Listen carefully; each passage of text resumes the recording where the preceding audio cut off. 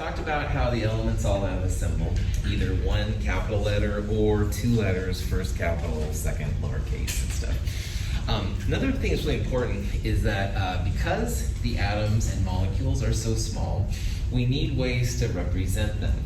And one way we've already seen is through the formula, which is really, really cool. But on that copper picture I showed earlier, the copper actually formed kind of like lines there.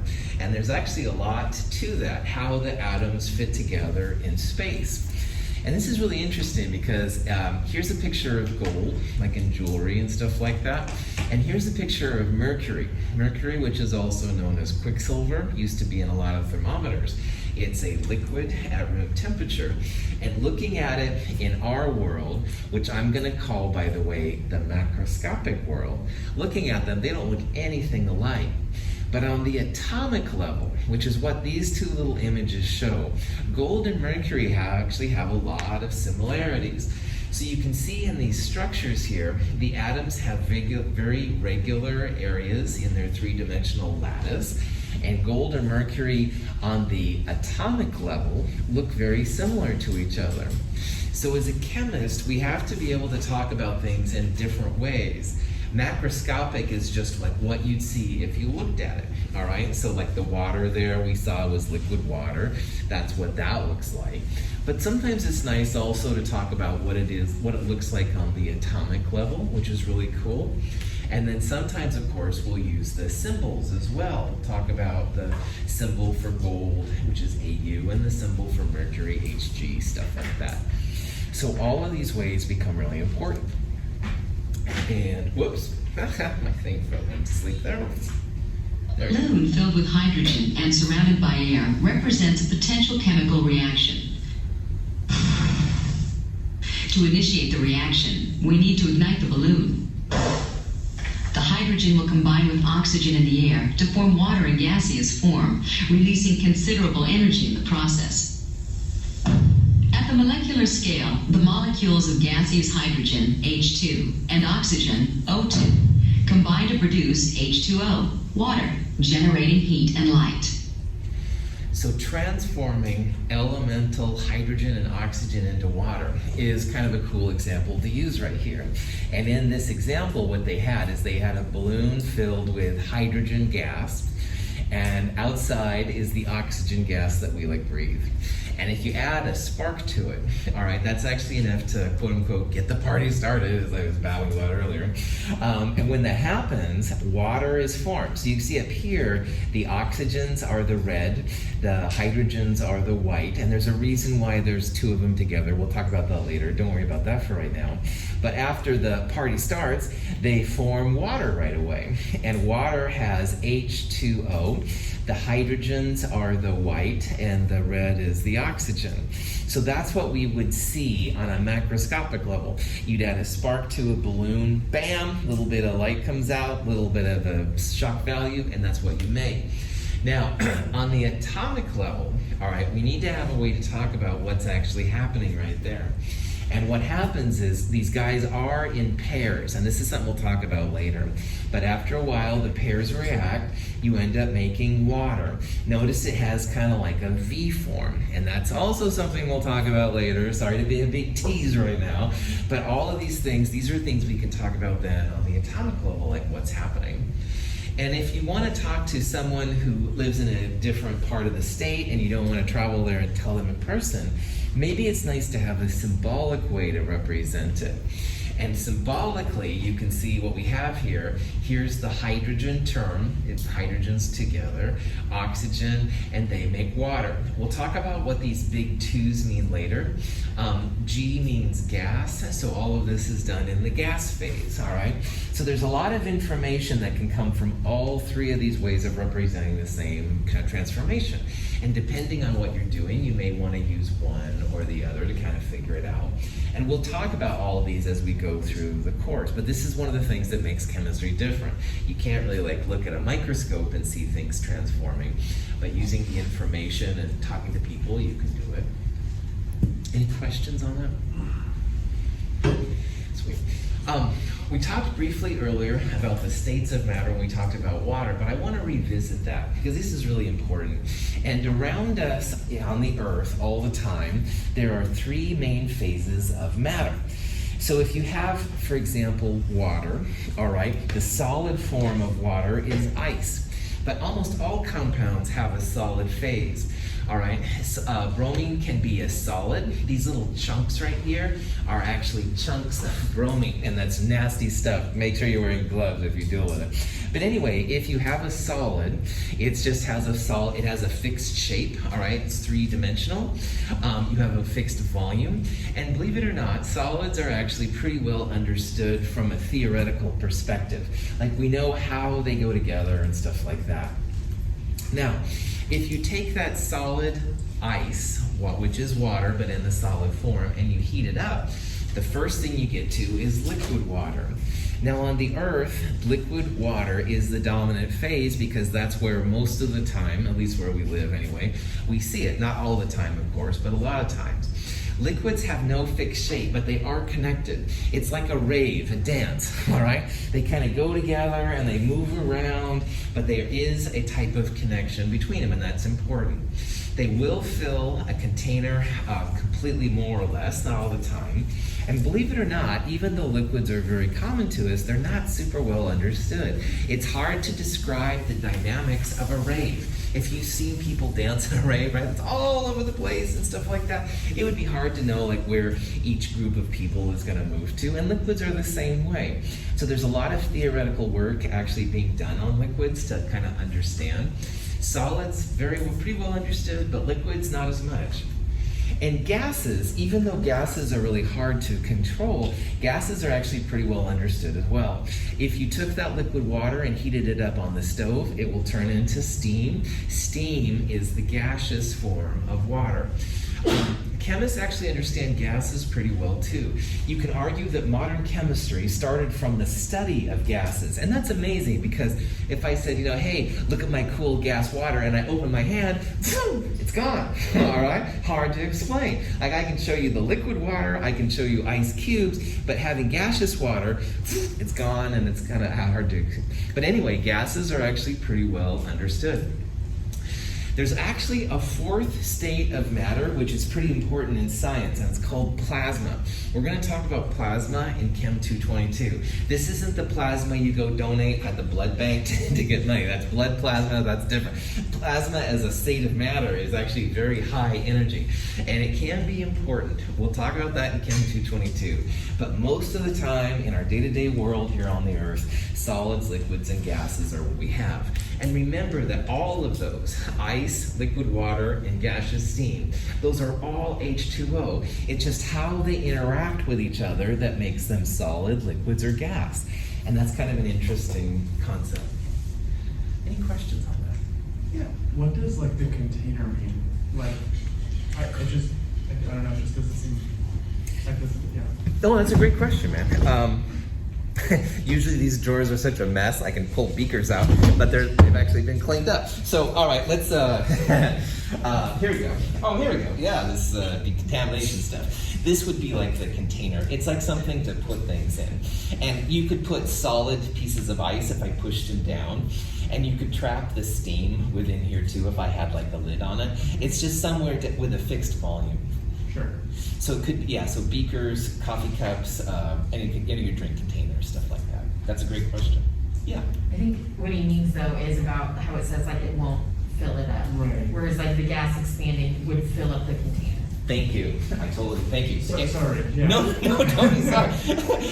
Your questions are awesome and really important to me, and they're always good questions. My answers may not always be so good, so this was an example of that. So don't be afraid to ask questions again, and thank you for your help. So see in this form, the liquid stops right there. So it didn't fill the container completely, all right?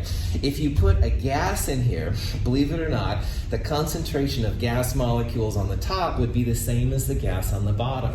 They literally expand to the room. So that's why when I had gas in my hand, I wanted to show it to you, woof, the gas goes away. The gas would evenly distribute this room. So there would be like one molecule in that corner and one molecule in this corner. Solids, as you can probably imagine, would just go to the bottom and stay there. So it's so that's why the gases will completely envelop it, but the other ones won't. Okay. And stuff. Thank you. Great question. Thank you for clarifying. Other questions? Cool. I love questions. So as I said, my answers might be dumb, but your questions aren't. According to the kinetic molecular theory, the molecules of a solid are locked in place, though they have motion.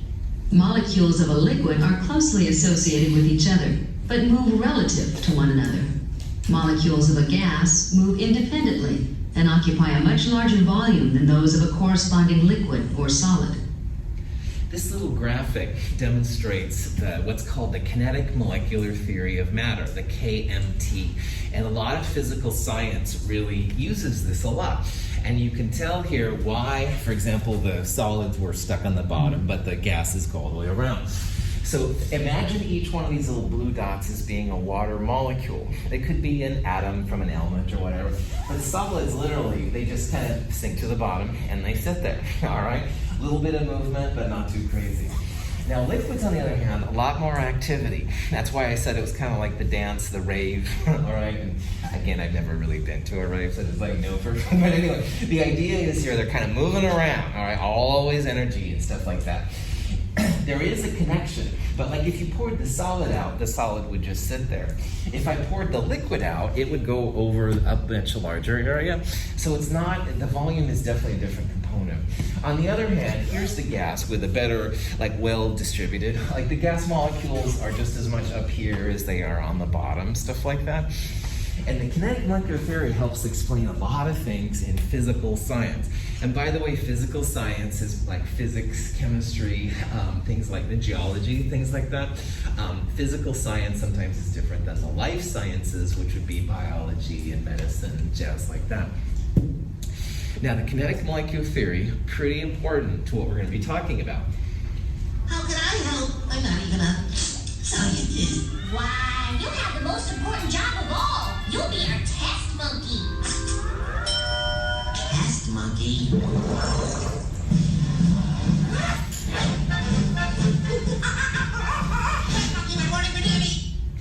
I need 3 volunteers who don't mind being in either the stairway there or there.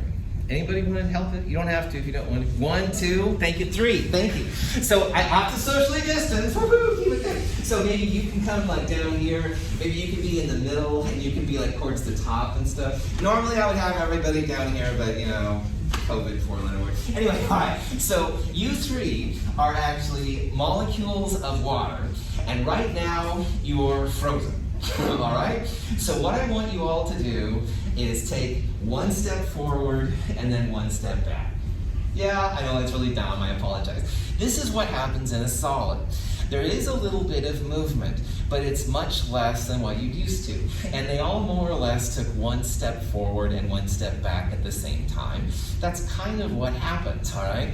Unless you get to what's called absolute zero, which is really freaking cold. The average temperature in space is about 4 Kelvin, so this is even lower than space cold, all right? Unless you get to 0 Kelvin, there's gonna be some of this kind of movement, all right?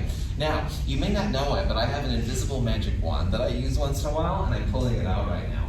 And I'm gonna turn all 3 of you from solid water molecules, ice, into liquid molecules. And what I want you all to do right now, without falling on the steps, mind you, is I want you to just kind of like move like this, all right? Like kind of dancing. Yeah, you can get fancy if you want. You can add disco. Yeah, I'm a product of 70s. Anyway, yeah, all right, you're seeing, all right, thank you. This is great.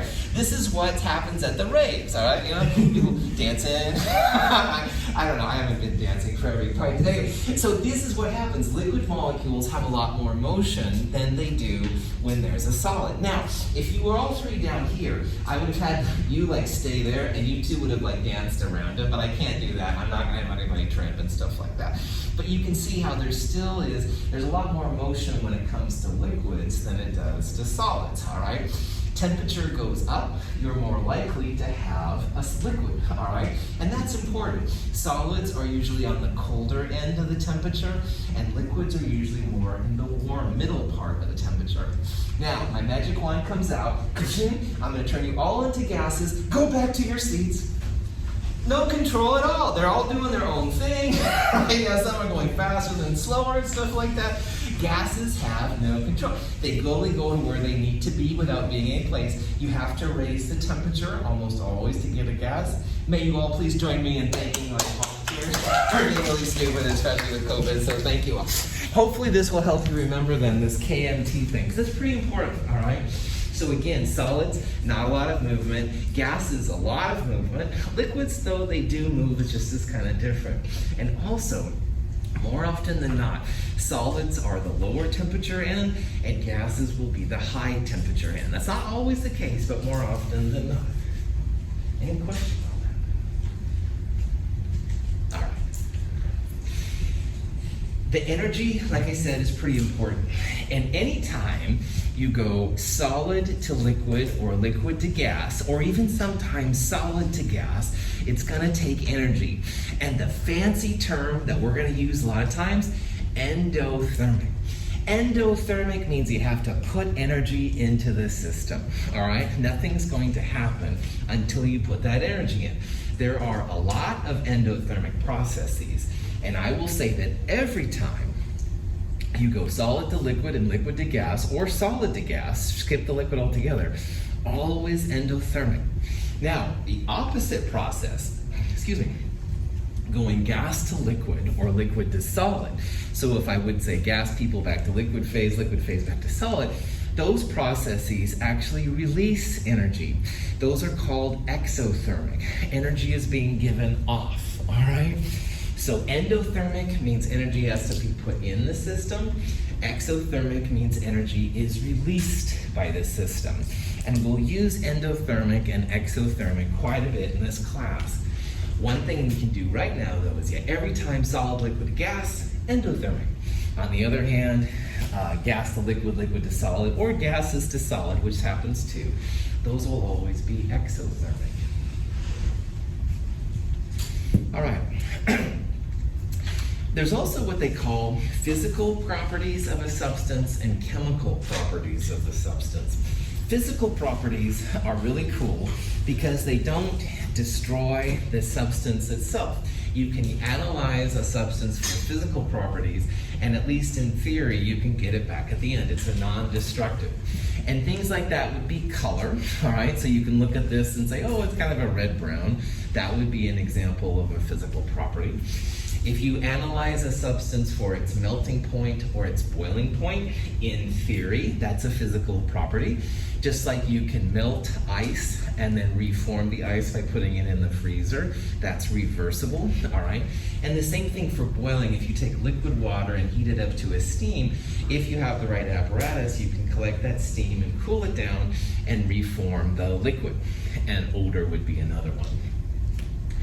So if you have a liquid that boils or a solid that melts, these are what they call physical changes. And again, physical more or less means that it's reversible, all right? And that can be really important. Now, another term here that we're gonna use a lot in Chem 221 is called a solution. And a solution is when you take some kind of a solid, usually, and you put it in some kind of a liquid, usually, to make a homogeneous mixture. Homogeneous just means it looks like it's one phase.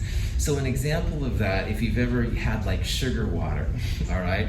Sugar water, it looks like regular water, but you taste it, and of course it's sweet, all right? So sugar water would be an example of something that's homogeneous. It looks like it's one substance, but it's obviously more than water when you take a drink of it. And on the other hand, it's also a solution. It's a mixture of a solid sugar with water, the liquid, to make the sugar solution. We'll talk about all of this more in the future too. Any questions? Okay, so again, here's just a cheesy eye clicker question. You can just pretend and stuff you're participating. Make a guess, all right? And there's no wrong answers if you pick the wrong thing. This is a one way to just kind of hopefully keep you entertained and keep you from like listening to me all the time. So it says, which of these is not a physical change? And the answer is freezing of a liquid, dissolving a liquid in water, evaporating liquid, burning a piece of paper, and sublimation, which means turn from a solid to a gas. Now, the key thing here is the physical change. Physical means hopefully it's reversible. And when you look at these 5 possible answers, one of them would be very, very difficult to reverse. And which one do you think that would be? Yeah. D, it's a combustion reaction. Absolutely. One time I burned this piece of paper. I thought, I'm not going to need that again. Well, of course, the next day I did. I was out of luck because you can't really turn a burned piece of paper back into paper. Well done. That is not a physical change. That would be an example of a chemical change. That's a one-way ticket. And I had to eat crow on that. But that's a long story, not really appropriate for a chemistry class. But the idea is here, it's not reversible, all right? Some things you can reverse, all right? Like you turn your liquid water into steam, you can condense the steam back to liquid water. Burn the piece of paper, lots of phone calls. Like anyway, prop that off, back on. It's something you don't want to do unless you're absolutely sure it's okay. Questions? All right. Chemical properties and chemical changes then are things that you can't really go back to. It's maybe possible, but it's going to take a lot of work. Burning paper, in that case, was something I could not do. Sometimes, if you really, really have to, a chemical change can be undone, but it's a high energy process. It takes a lot of time and energy.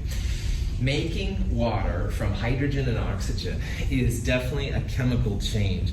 It's not impossible to make the water go back to hydrogen and oxygen, but it's going to take a lot of work. It's not something you want to do just for fun, all right? So at the chemical level, at the atomic level, atoms are actually transforming into new substances. And like we talked about earlier, these red ones here are hydrogens, the white ones are oxygens, and they make water. And water's a pretty strong bond, all right? A lot of energy given off in the making of water.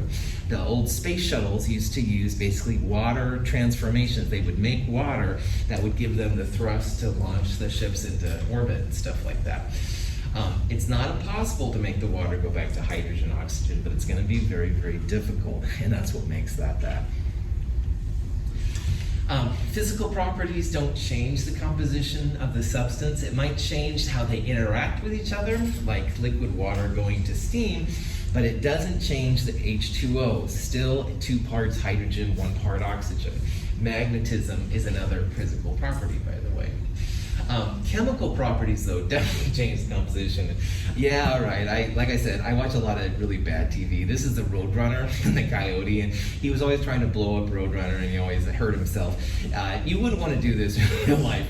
Coyote always seems to come back in the next little skit, but in the real world, of course, explosives are not anything to mess around with. So, anyway, questions?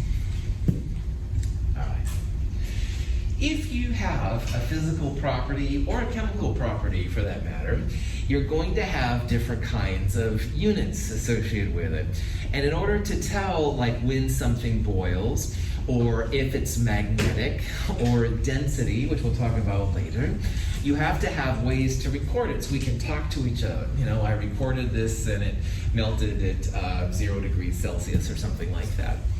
And so this leads us into the idea of how units work. And man, in science, the metric system is absolutely the way to go.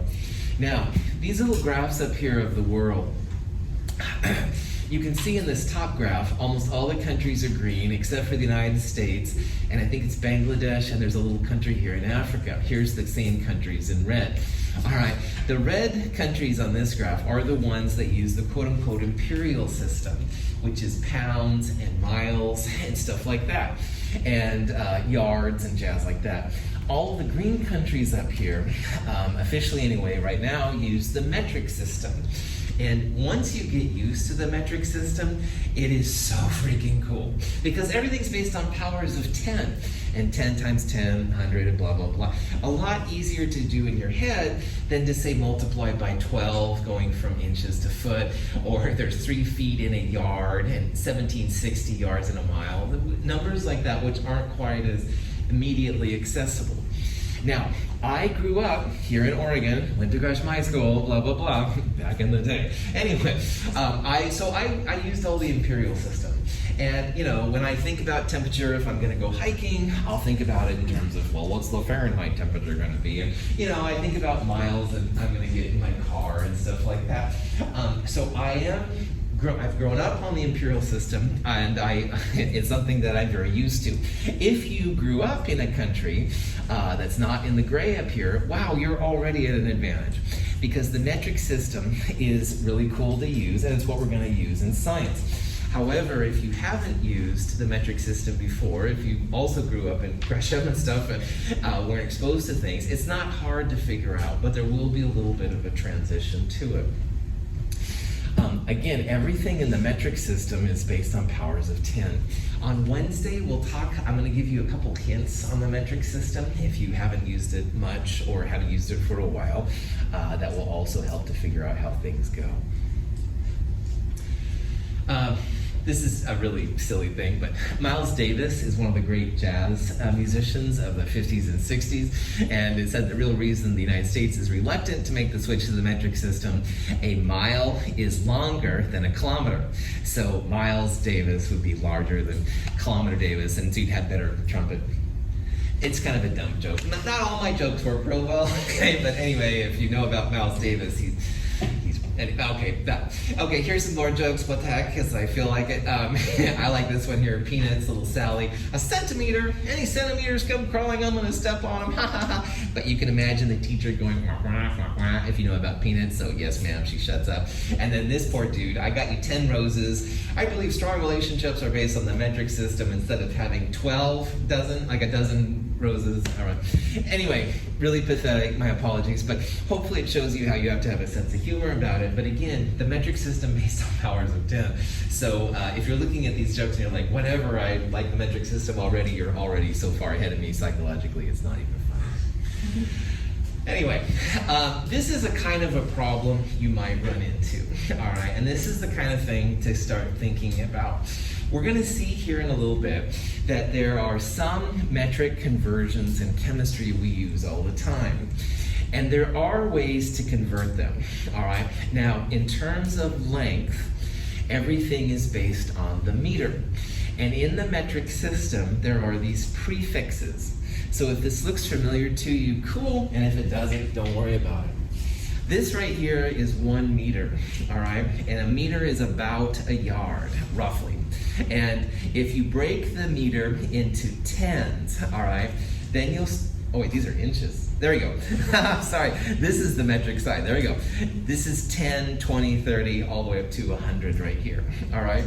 The whole numbers right here, these are the centimeters, all right? So a centimeter is about like your finger width and stuff. This would be 10 centimeters. And then the really small division between the 1 and the 2, those are the millimeters.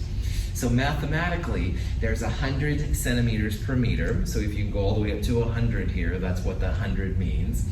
And then there are 10 divisions between the 1 and the 2, and between the 2 and the 3, those are the millimeters. So 100 times 10 means that there's 1,000 millimeters.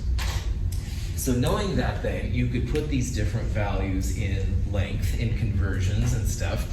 And at first it looks like, well, you know, this is a big number and this is the small number, so this is the biggest. Well, it's not that simple, see, because the units are different. So what I would do in a problem like this is I would convert everything to meters. So you can see that these two are already in meters. This is a bigger number than this one, so this would be bigger. To turn millimeters into meters, I would divide by 1,000. That would be 0.215 meters. So that's bigger than this one, but not as big as this one. And then to convert the centimeters into meters, I would divide by 100. So 9 divided by 100 is 0.09. And if you put all those in order, then this is what you get into. This would be 0.09 meters. 0.125 meters would be the next biggest one. This would be 0.215 meters, and this would be 2.3 meters. Now, there's lots of little conversions you can use in apps and stuff like that to do it. It's not very hard. These are the kind of problems we'll run into, and it may or may not have meters, maybe mass, grams instead of meters and stuff, and we'll talk about that more on Wednesday. Any questions?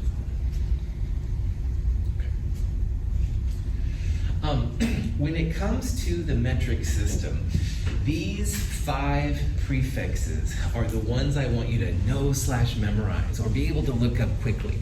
Now, the whole metric system has a whole bunch of these prefixes. So, for example, a computer will often use, for example, like a megabyte for RAM, or a gigabyte, or even a terabyte for how much space you have on your computer. Mega, giga, and tera are also some of these metric prefixes. But in chemistry, these are the ones, and the colored things right here, that we use more than not. And the 5 are the kilometer, kilo, centa, which is centimeter or centigram, milli, micro, which sometimes gets the cool little Greek symbol there, a mu, and nano.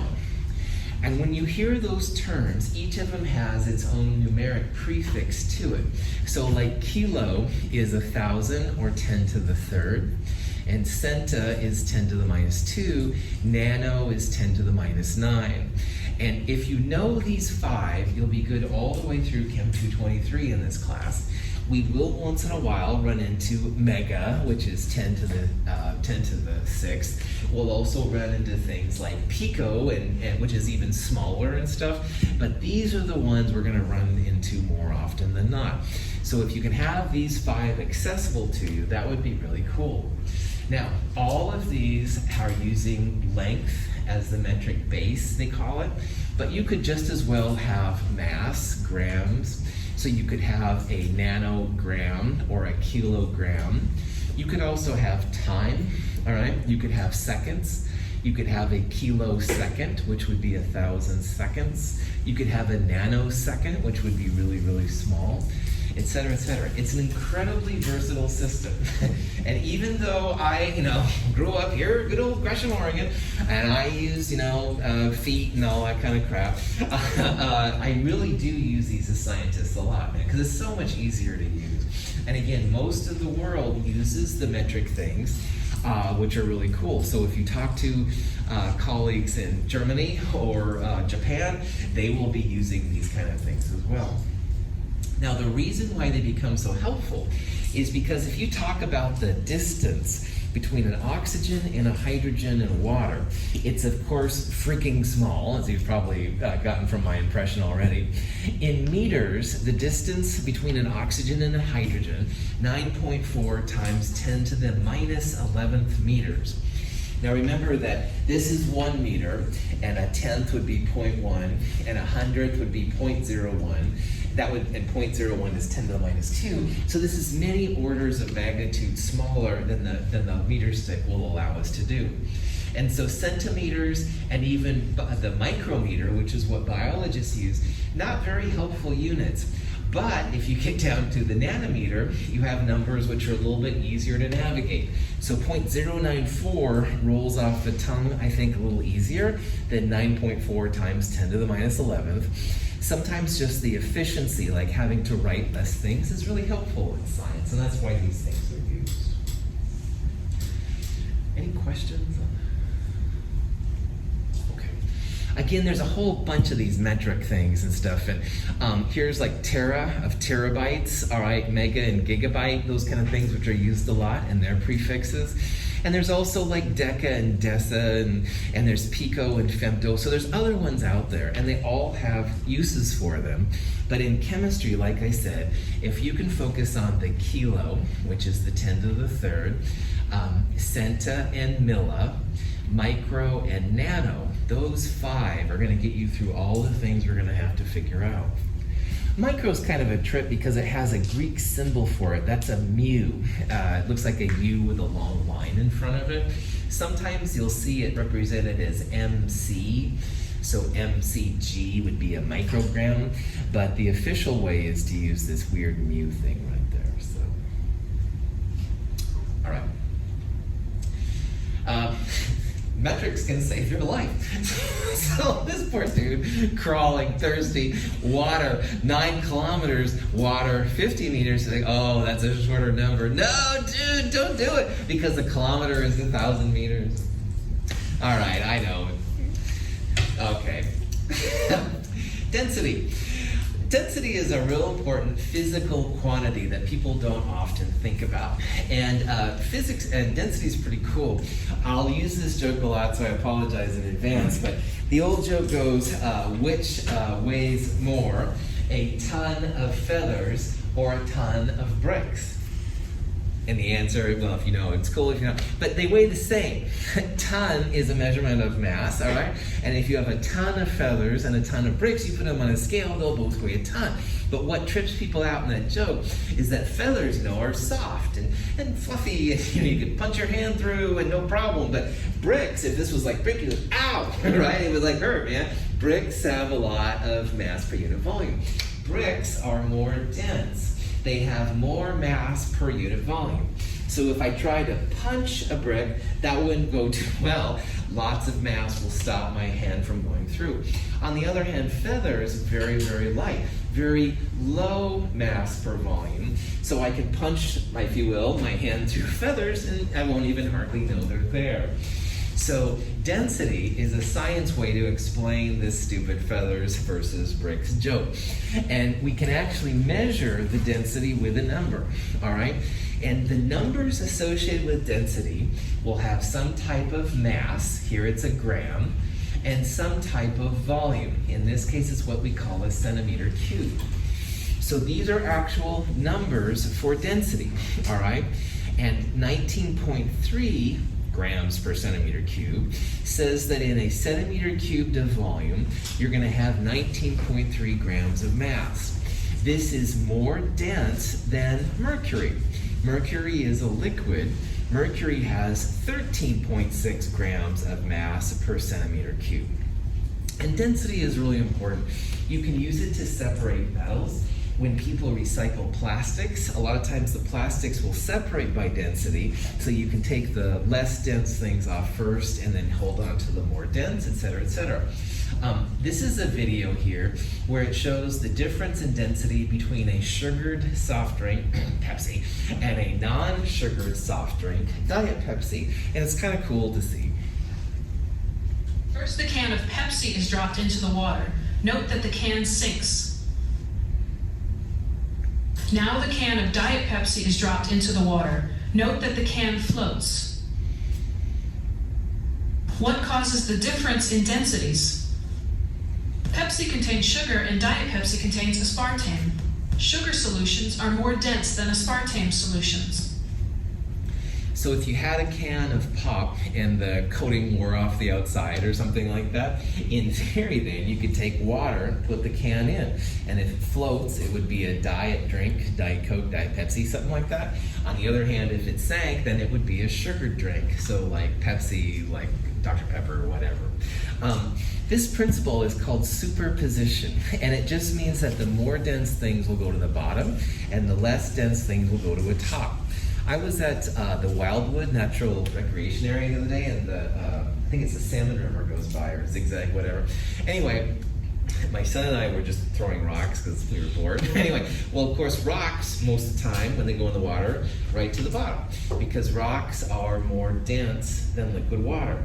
On the other hand, if we would have taken like leaves, all right, and thrown them, and they're not as much fun to throw in the water, but if we would have, they would have floated on the water. Leaves are less dense than water. So more dense things go to the bottom, and less dense things like stay on the top.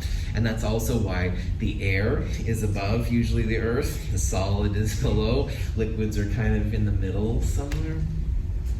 Any questions? Most importantly,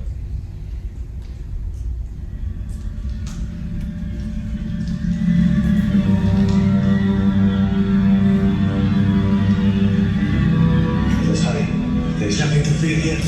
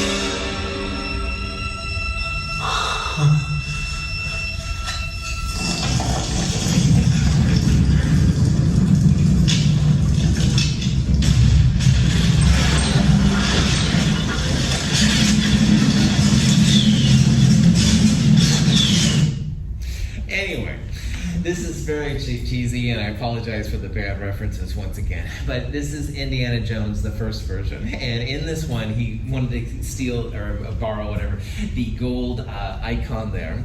And you can see what he used was like a bag of sand, all right? And he was trying to figure out, he put the sand down there and took the gold, and at first looked like it was okay, but then the tomb was not full.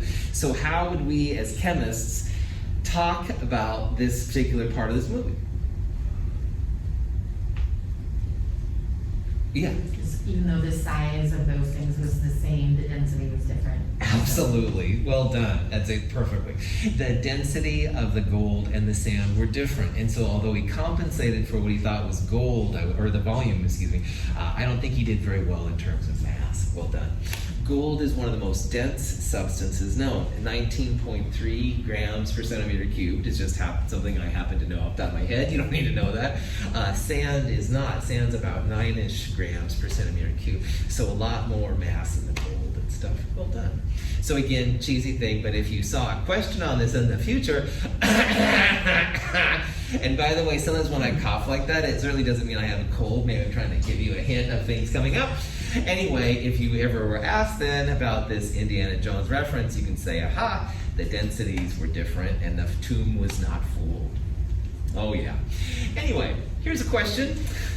We've got some polypropylene rope, all right? And it's used a lot of times apparently for water skiing. It will float on the water.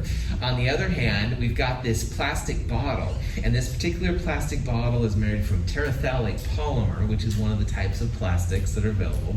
It actually will sink in the water.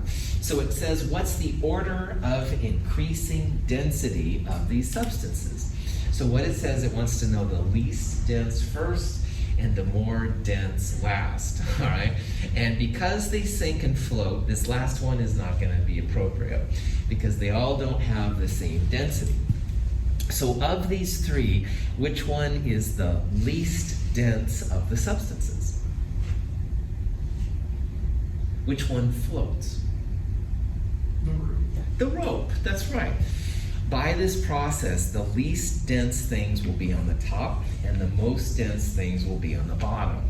So definitely this polypropylene rope stuff will be the less dense. It floats on the water, and that's good. If you're water skiing, you don't want your stuff to get in the boat rotors or whatever. You want it to stay on the top so it's easy to get.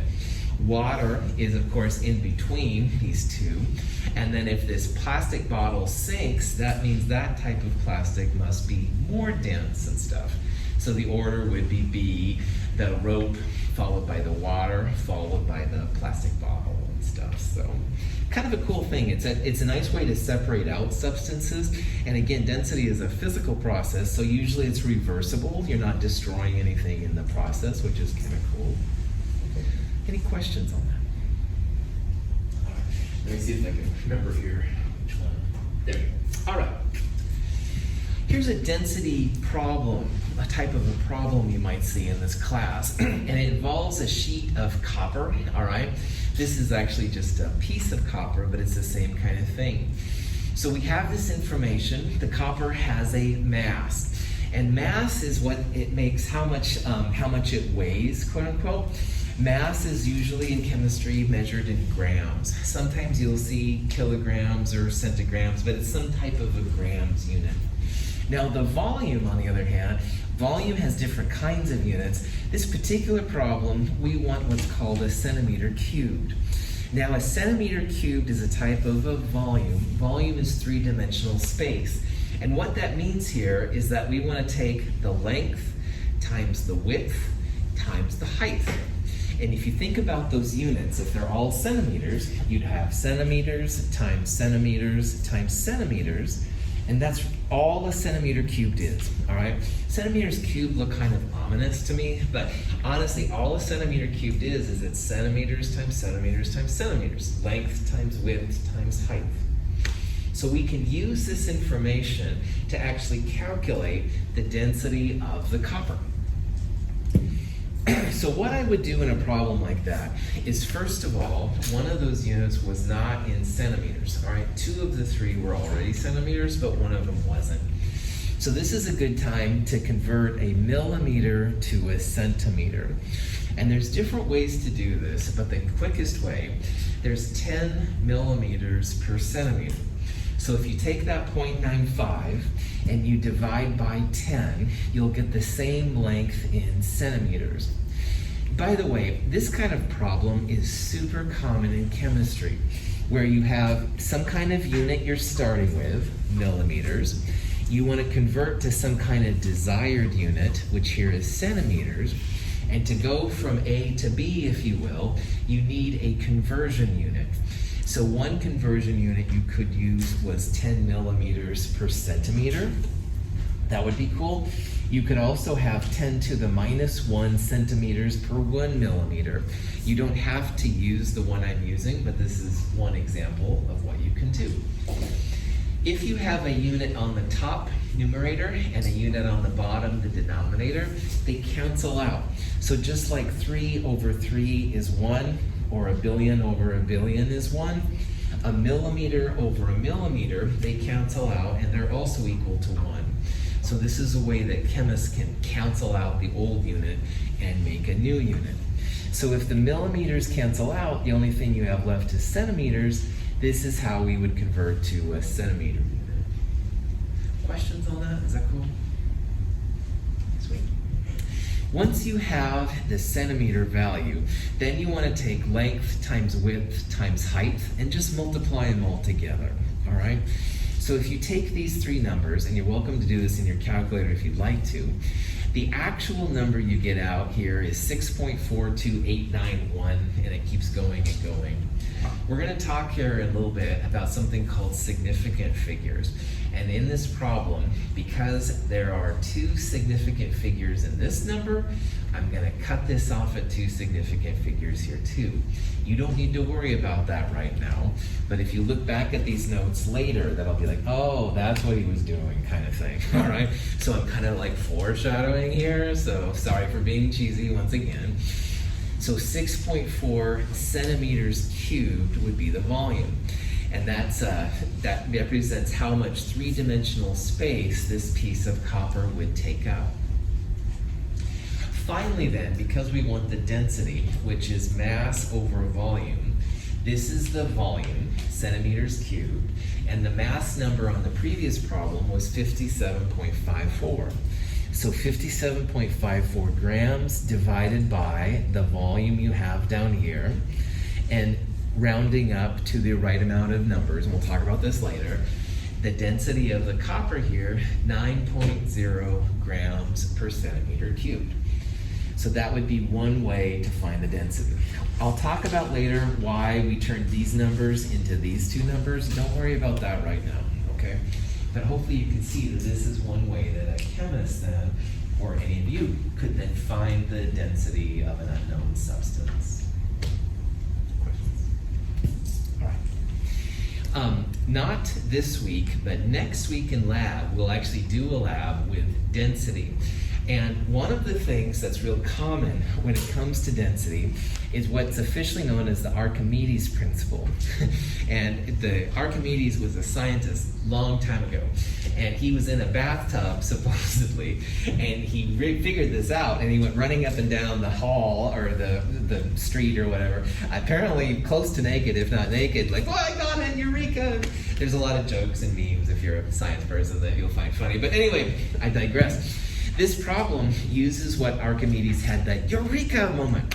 And what he did, he realized, is that if you start with some water and you put a substance in, all right, and the substance is covered by the water, the difference in the volumes before and after, that difference is the volume of the substance you're measuring.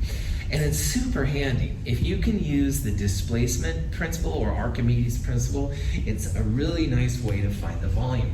Not everything has measurable lengths, widths, and heights. Like sometimes it's like a funky piece of rock, all right? And you can approximate it with calculus or something, but you know, most people would probably rather use Archimedes principle or anyway. So anyway, I digress. But here we have a piece of metal. It doesn't have nice lengths, widths, and heights, but we want to find its density.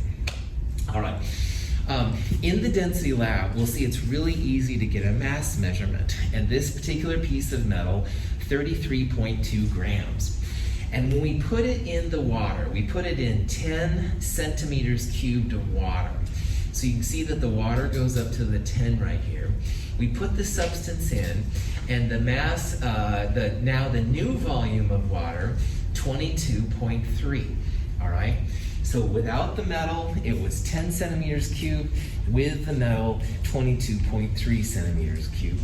And by the way, a centimeter cubed is the same as a milliliter. So if you'd rather call these 10 milliliters and 22.3 milliliters, that's totally fine. So knowing that, how can we find the volume of the metal? Yeah. We subtract the difference between those two to get like 12.3. Perfect. Well done. That's right.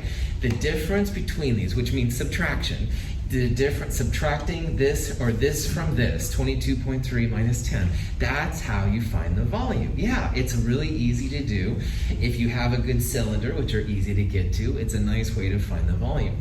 So yeah, 22.3 minus 10, 12.3, that would be the volume of the substance. And you don't have to measure length, width, and height and stuff like that in the process. So for this problem then, to find the density, mass 33.2 divided by 12.3, or you can just put it in your calculator with parentheses around it, you should get out 2.70 grams per centimeter cubed. That's the density of the substance. And if this is the list of metals you have, 2.70 matches pretty well with that answer right there. That would be answer E.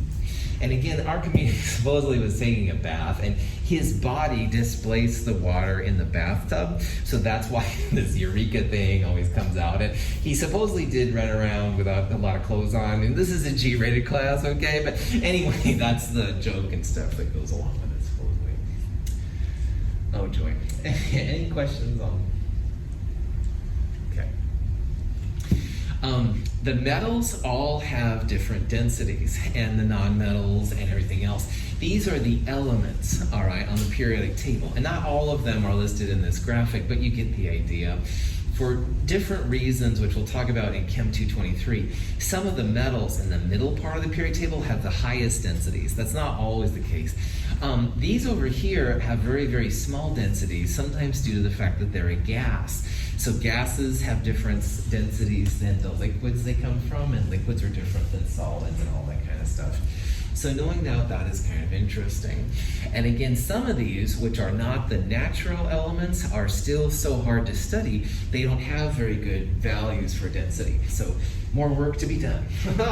Anyway, that's it. Density is also what they call an intensive property of matter. And that just means that you can use a whole bunch of it, or you can use a really small amount, and it should be the same value. And this is really cool for some of the stuff we're gonna do in Chem 222. So if you have a really small amount of styrofoam, or styrofoam equal to this room, you should get the same density value. And the same for copper. Brick is a mixture of copper and some other stuff. That's really cool. Density that works for, it also works for boiling point, melting point, and stuff like that. But there are lots of things in chemistry which are extensive, and it does depend on the quantity of matter. So mass, number of grams, of course it makes a big difference if you have stuff that'll fit in your hand or stuff that fits in the back of your truck. And of course volume as well. You can have small volumes, big volumes, stuff like that. Any questions on that? All right, this is a good place to take another break. Take a break for about 5 minutes or so. So stretch your legs and stuff. We'll come back and start this at 11.